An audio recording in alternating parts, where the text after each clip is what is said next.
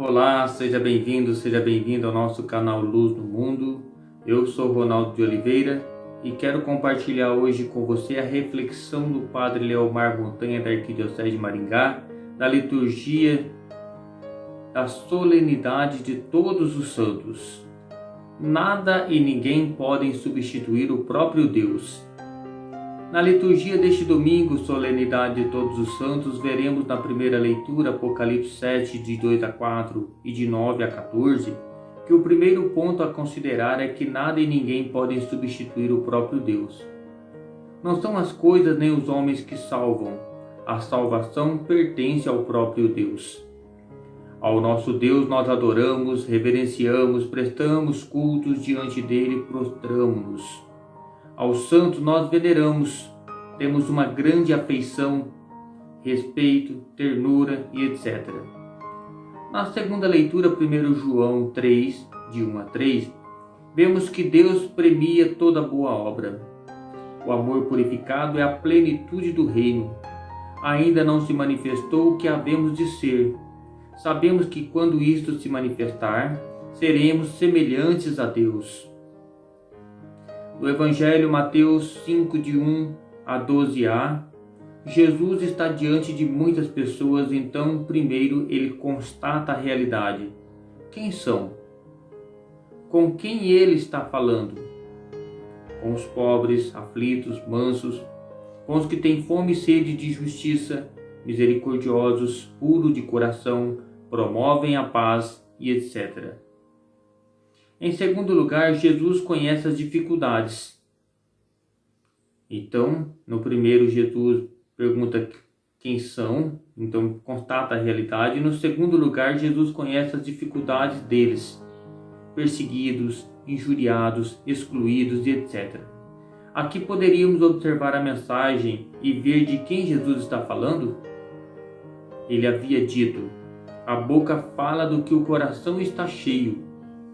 Então ele está falando dele mesmo, certamente de Maria, dos santos, das famílias, das instituições, enfim, de cada um de nós que nos identificamos com os que mais necessitam de nossa solidariedade. De Jesus tiram-lhe tudo, menos a capacidade de amar e ser livre. Em terceiro lugar, Jesus os proclama felizes, herdeiros do reino de Deus. Quanto à identidade dos santos, quem são? O que eles fazem? Como agem? Em primeiro lugar, eles contam com a graça de Deus. Não adiantaria termos uma inteligência excelente, uma perfeita organização pastoral, empenharmos todos os nossos esforços e recursos possíveis, se não contássemos com a ajuda e a graça de Deus. Se Deus não construir a nossa casa, em vão trabalham os operários. Salmo 126. A Bíblia nos permite essa conscientização. O documento de Aparecida, número 246 seguintes, quando fala da formação dos discípulos missionários, afirma que a Sagrada Escritura ocupa um lugar de destaque na construção de um mundo melhor possível a favor do ser humano. Como já dizia o Papa Paulo VI, o homem poderá construir um mundo sem Deus, mas sem Deus construirá contra o próprio homem. Um mundo melhor possível será sempre obra do próprio Deus que age na vida de seus filhos e filhas. Outras características dos santos são lugares da manifestação de Deus, são templos vivos. Exemplo, a pedagogia do templo, onde se aprende os caminhos da salvação. Abraão, Moisés, Elias, Samuel, casa e escola de comunhão. Outra característica dos santos: são revestidos da vida divina.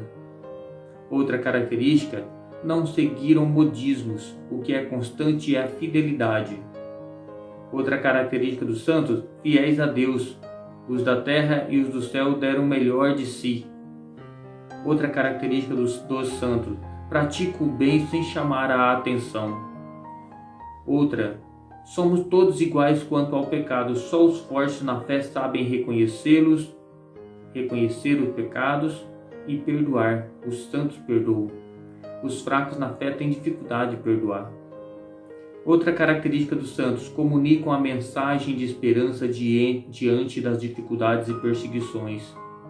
Outra característica, não fizeram obras extraordinárias, carismas excepcionais. Antes, ouviram Jesus e o seguiram sem desanimar diante das dificuldades.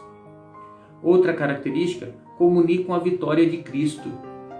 Quem vai nos separar do amor de Cristo?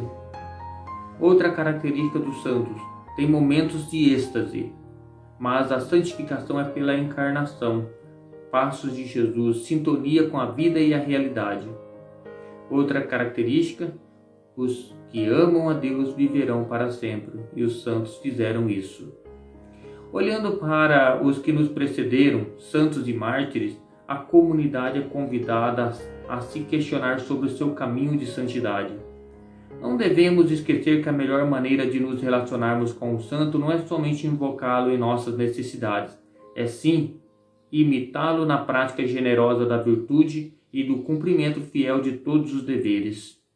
Querido irmão, querida irmã, boa reflexão e que possamos produzir muito.